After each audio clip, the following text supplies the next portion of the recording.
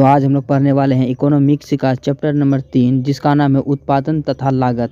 और इस चैप्टर में मैं जितना मोस्ट इम्पोर्टेंट ऑब्जेक्टिव जो मैं बता रहा हूँ, अगर आपको याद नहीं है ना तो आप बेकार है भैया। ठीक है, अगर ये सब क्वेश्चन जो अगर याद नहीं है तो आप बेकार है, क्योंकि यही सब तो क्वेश्चन एग्जाम में पूछे जाते हैं। अगर आप इसको ही याद नहीं रखें तो बेकार नहीं है। आप खुद सोचिए, जो अगर आप जो इम्पोर्टेंट सब क्वेश्चन बनते हैं, जो पूछे जाते हैं, उसको अगर आप याद नहीं रखें, फालतू सब क्वेश्चन याद करना अच्छी वाली बात है, लेकिन जो आपको ज़रूरत है उसको अगर याद नहीं रखें तो बेकार नहीं है। तो अगर आप इसका पीडीएफ भी लेना चाहते हैं तो लिंक डिस्क्रिप्शन में मिलेगा। ठीक है, वीडियो में आखिरी तक बने रहिए। अगर वीडियो आपको अच्छा लगता है तो लाइक कर सकते हैं, अगर वीडियो आपको ख़राब लगता है तो आप डिसलाइक भी कर सकते हैं, लेकिन डिसलाइक करके आपको बताना है कमेंट सेक्शन में कि आखिर आपको अच्छा क्यों नहीं लगा। ठीक है, तो चलिए बाकी बातों को विराम करते हैं और वीडियो को स्टार्ट करते हैं।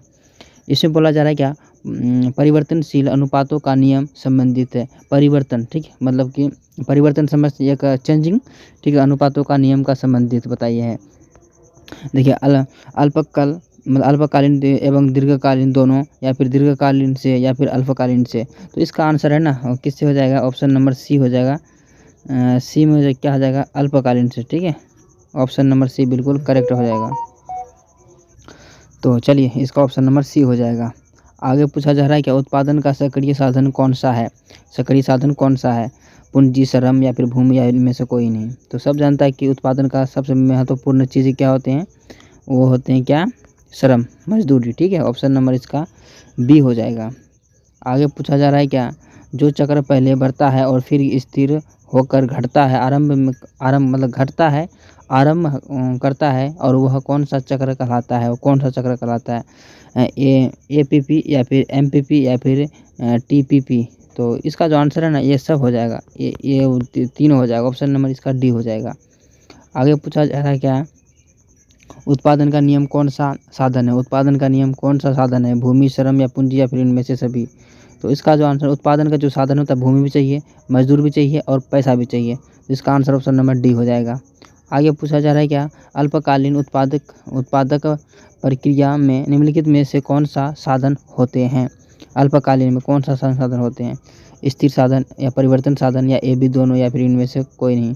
तो इसका जो आंसर है ना ऑप्शन नंबर सी हो जाएगा। सी में क्या है, स्थिर साधन और परिवर्तन साधन, यानी कि दोनों हो जाएगा। आगे पूछा जा रहा है क्या, दीर्घकालीन उत्पादक फलन का संबंध निम्न नियम में से किससे है। तो दीर्घकालीन का जो नियम है उस किससे है, मांग के नियम से, या फिर उत्पत्ति के वृद्धि के नियम से, या फिर पैमाने के प्रतिफल के नियम से, या फिर मांग की लोच से। तो इसका जो आंसर है ना वो पैमाने के प्रतिफल से हो जाएगा, यानी ऑप्शन नंबर इसका सी बिल्कुल सही हो जाएगा आंसर। आगे पूछा जा रहा है क्या, अल्पकालीन उत्पादक फलन की व्याख्या निम्नलिखित में से किस नियम के द्वारा की जाती है। तो मांग के नियम, या परिवर्तनशील के अनुपात के नियम के द्वारा, या फिर पैमाने के प्रतिफल के नियम के द्वारा, या फिर मांग की लोच। तो इसका जो आंसर है ना ऑप्शन नंबर बी हो जाएगा। बी में क्या है, परिवर्तन के अनुपात के नियम के द्वारा। ऑप्शन नंबर बी हो जाएगा। आगे पूछा जा रहा है उत्पादन फलन में उत्पादक के किसका फलन है। उत्पादन फलन में उत्पादक किसका फलन है, कीमत का, या फिर उत्पत्ति के संसाधनों का, या फिर कुल व्यय का, या फिर इनमें से कोई नहीं।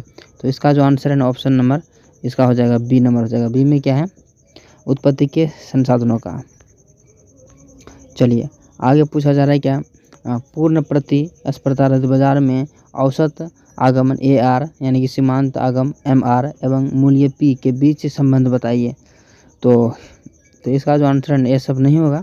इसका आंसर P बराबर AR बराबर MR, यानी कि तीनों के तीनों बराबर होते हैं, यानी ऑप्शन नंबर इसका डी हो जाएगा।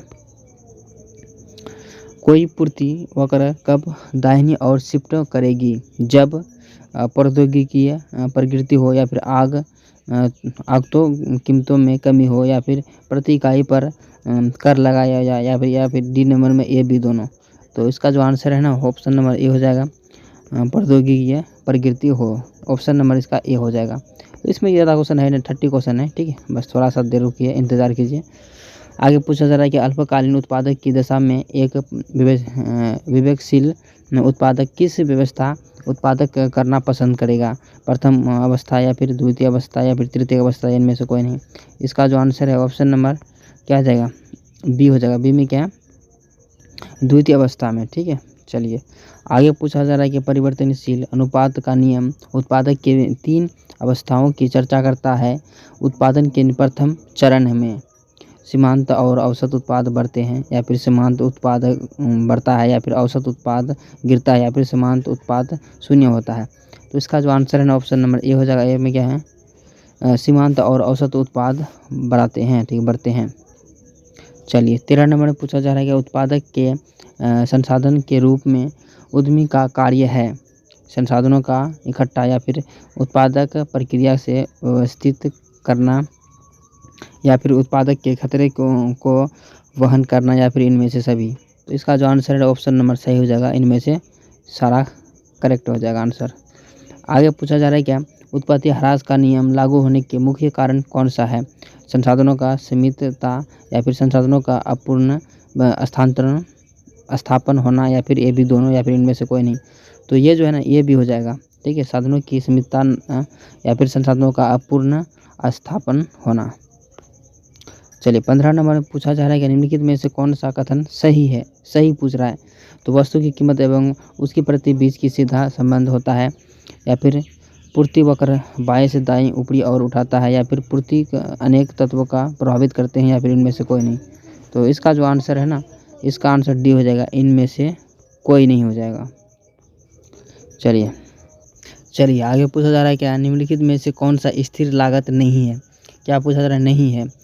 बीमे की प्रीमियम, या फिर ब्याज, या फिर कच्चे माल की, या फिर फैक्ट्री का किराया। तो सबका कुछ हो जाता है, लेकिन किसका नहीं होता है? कच्चे माल का, मतलब उसका कोई रेट फिक्स नहीं होता है, कब बढ़ सकता है कब घट सकता है, ठीक है। चलिए 17 नंबर में पूछा जा रहा है कि मौद्रिक लागत के निम्नलिखित में से किसे सम्मिलित किया जाता है? सामान्य लाभ, या फिर व्यक्ति लागत, या फिर औसत लागत, या फिर इनमें से सभी। इसका जो आंसर है ऑप्शन नंबर करेक्ट हो जाएगा, सभी हो जाएगा, ठीक है। आगे पूछा जा रहा है कि एक फर्म का आगमन, उसकी बिक्री प्राप्ति या वस्तु की बिक्री के मिलने वाली मौद्रिक प्राप्तियां है, किसने कहा है? यह किसने कहा है, ठीक है। तो ये जो चीज़ है ना ये बहुत इंपॉर्टेंट है, किसने कहा है? और बेनहम, या फिर डूले ने, या फिर लेफ्ट बीज ने, या फिर वाटसन ने। तो इसका जो आंसर है वो डूले ने कहा था। किसने कहा था? डूले ने कहा था। ऑप्शन नंबर बी हो जाएगा। आगे पूछा जा रहा है कि इनमें से किस संसाधन भूमि के अंतर्गत नहीं रखा जा सकता है? नदी, जंगल, खदान, या फिर मशीन। तो सबको रखा जा सकता है संसाधन में, लेकिन मशीन को नहीं रखा जाता है। किसको? मशीन को। ऑप्शन नंबर इसका क्या हो जाएगा? डी हो जाएगा आंसर, बिल्कुल परफेक्ट। चलिए आगे पूछा जा रहा है क्या, औसत उत्पादन वक्र का आकृति होती है। औसत उत्पादन वक्र की स्थिति आकृति होती, आकृति होती, मतलब अंग्रेजी के अक्षर उल्टा यू, या फिर उल्टे यू सिर्फ, मतलब उल्टे, या फिर अंग्रेजी की अक्षर एस, या फिर उल्टे एस। तो ये सब कुछ नहीं होता है, इसका अंग्रेजी का उल्टा एस होता है, मतलब यू होता है, यू होता है। ऑप्शन नंबर इसका ए हो जाएगा। आगे पूछा जा रहा है कि उत्पादन में वृद्धि के साथ साथ कुल लागत एवं कुल स्थिर लागत का अंतर क्या है? स्थिर रहता है, या फिर बढ़ता रहता है, या फिर घटता रहता है, या फिर घटता बढ़ता रहता है। तो ये जो है ना बढ़ता घटता दोनों रहता है, यानी कि सॉरी यार क्या बोल रहा हूँ, मतलब सिर्फ बढ़ता रहता है, यानी ऑप्शन नंबर इसका बी हो जाएगा। चलिए आगे पूछा जा रहा है क्या, अवसर लागत का वैकल्पिक नाम क्या है? वैकल्पिक नाम क्या है? आर्थिक लागत, या फिर संतुलित लागत मूल्य, या फिर सीमांत लागत, या फिर औसत लागत। तो ये जो है ना आर्थिक लागत इसका नाम है। क्या है? आर्थिक लागत। ऑप्शन नंबर इसका ए हो जाएगा। उत्पादन बंद, ठीक, उत्पादन बंद कर देने के पर निम्नलिखित में से कौन सा प्रभाव पड़ता है? स्थिर लागत बढ़ जाती है, या फिर परिवर्तनीय लागत मतलब परिवर्तनशील लागतें कम हो जाता है, या फिर परिवर्तनशील लागत शून्य हो जाता है। तो ये सब कुछ नहीं होता है, इसका जो है ना परिवर्तन लागत शून्य हो जाएगा। ऑप्शन नंबर इसका क्या हो जाएगा? सी बिल्कुल सही आंसर होगा। आगे पूछा जा रहा है क्या, उत्पादन की मात्रा परिवर्तन का प्रभाव स्थिर एवं परिवर्तनशील लागत पर पड़ता है, या फिर केवल परिवर्तन लागत पर पड़ता है, या फिर केवल स्थिर लागत पर पड़ता है, या फिर इनमें से कोई नहीं। तो इसका आंसर है इनमें से कोई नहीं हो जाएगा, ठीक है। उत्पादन मात्रा का परिवर्तन प्रभाव पड़ता है, किस पर पड़ता है? तो इनमें से कोई नहीं। चलिए आगे पूछा जा रहा है क्या, फर्म के संतुलन की प्रथम शर्त क्या है? फर्म के संतुलन की प्रथम शर्त क्या है? तो उसका जो शर्त है ना, एम आर बराबर टी आर नहीं, या फिर एम आर बराबर ए आर नहीं, या फिर ए सी बराबर ए आर, ये सब नहीं होगा। इसका आंसर होगा एम सी बराबर एम आर, यानी कि सीमांत लागत बराबर सीमांत आय। ऑप्शन नंबर इसका ए हो जाएगा। आगे पूछा जा रहा है क्या? संतुलन संतुलन का अर्थ है, संतुलन का अर्थ है परिवर्तन की अनुमति या फिर सॉरी अनुपस्थिति, या फिर अधिकतम लाभ, या फिर अधिकतम संतुष्टि, या फिर इनमें से कोई नहीं। तो इसका जो आंसर है ऑप्शन नंबर ए हो जाएगा। ये में क्या है? परिवर्तन अनुपस्थिति। ठीक है, ऑप्शन नंबर इसका ए हो जाएगा। आगे पूछा जा रहा है क्या? जब औसत लागत घट रही हो तो सीमांत लागत औसत लागत की तुलना में कितनी होती है? एमसी से बड़ा एसी, या फिर एमसी से बराबर या एसी, या फिर एमसी से बड़ा, या फिर मतलब इसका कन है मतलब एमसी से बड़ा एसी या फिर बराबर, मतलब यही हुआ। यानी एसी से बड़ा क्या होगा? मतलब एमसी से बड़ा हो जाएगा एसी, या फिर दोनों बराबर होगा। तो इसका जो आंसर है ऑप्शन नंबर सी हो जाएगा। चलिए 28 नंबर में पूछा जा रहा है क्या? अवसर लागत क्या है? अवसर लागत क्या है? तो वह विकल्पित परित्याग कर दिया जाए, ठीक है, परित्याग कर दिया जाए, या फिर खोया हुआ अवसर, या फिर हस्तांतरण आय, या फिर इनमें से सभी।